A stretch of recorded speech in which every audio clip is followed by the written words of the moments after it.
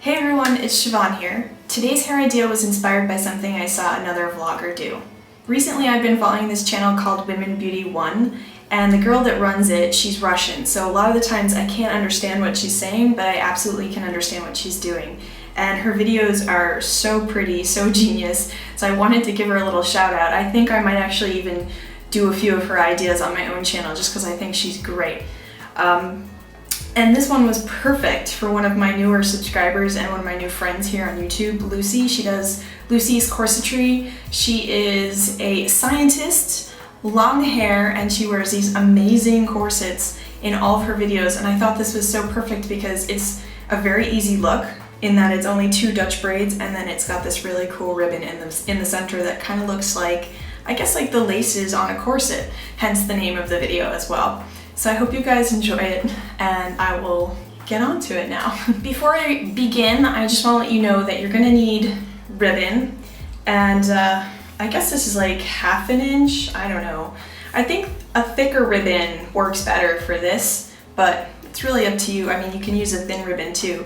And then some sort of like craft needle. This is optional, but I have it on hand just in case, you know, I need to use that. And of course, a comb and a brush and hair elastics and all that jazz. We're gonna start off by creating a center part and then a part all the way down the back of your head. I'm just gonna make Dutch braids, like Dutch pigtail braids. And Dutch braids are like French braids in that you add hair into both sides as you are braiding, but you're braiding under as opposed to over. And that's what gives it that sort of 3D pop-up look.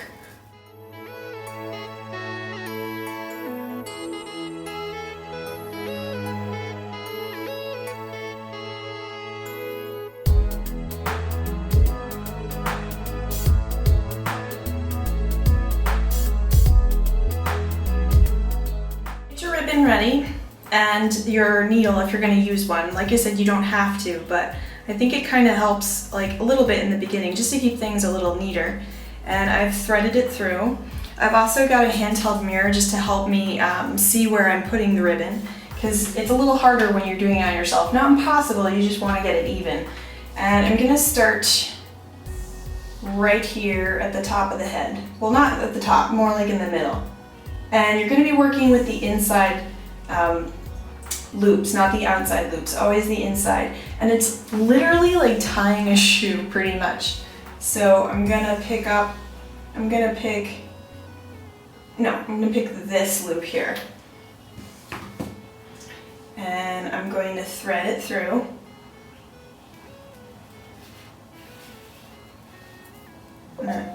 Oh, sorry, that's my phone, guys, sorry. And I'm gonna match this loop.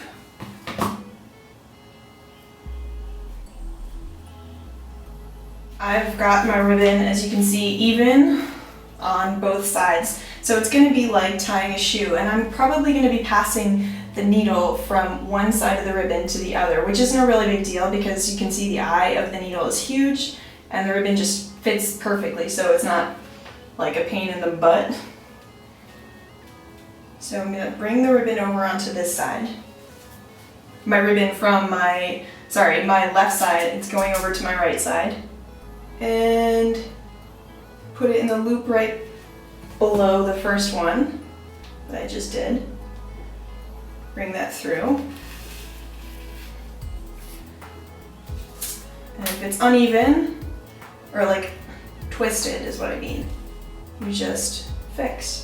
And it's kind of like you're going over the loop. Do you see what I mean? You're lacing it over and then it's coming through this way.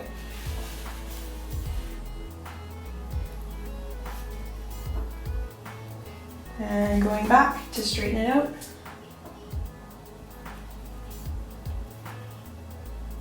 I think this would take no time at all doing on a friend, but doing it on yourself is a little trickier. So if you do have a friend that can just like lace the ribbon through for you, then you're lucky. And like I said, this isn't hard, it's just a little tedious because you want it to be even-ish. And the cool thing too is that you can just kind of, if you realize that they're uneven at any point, you can just sort of play with it. At a certain point too, this kind of carries onto the shoulder, so it's a little easier then as well.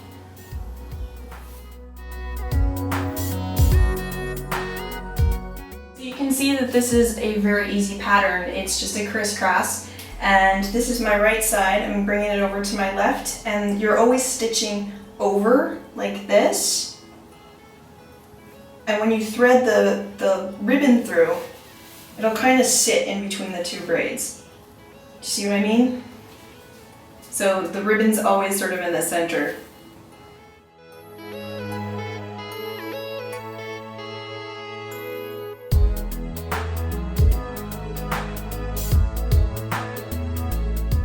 So I've crisscrossed the ribbon as far down as I can go, and once you get there, you can always tighten them by yanking on both sides of the ribbon, but I kind of like leaving it so that you can sort of see some of the detail of the crisscrossing. I've got some layers that are sticking out, but I'm going to try and fix them with bobby pins. So take your two braids out, and I've got a clear elastic, so I'm just going to secure the two bottoms together with an elastic, and then you just take the rest of your ribbon. You can tie a bow. If you have little layers that stick out like this, you can try and pin them. Sometimes that works for me, sometimes it doesn't. I usually don't care that much, but see if I can make it work. I really like it a lot. It's very easy to do, just Dutch braids, and then you're like tying a shoelace with them, sort of. So again, the pattern is always on the insides of the loops, and you're going over and through, crisscrossing back and forth. I hope that was clear. All right, I will see you all in my next video. Bye.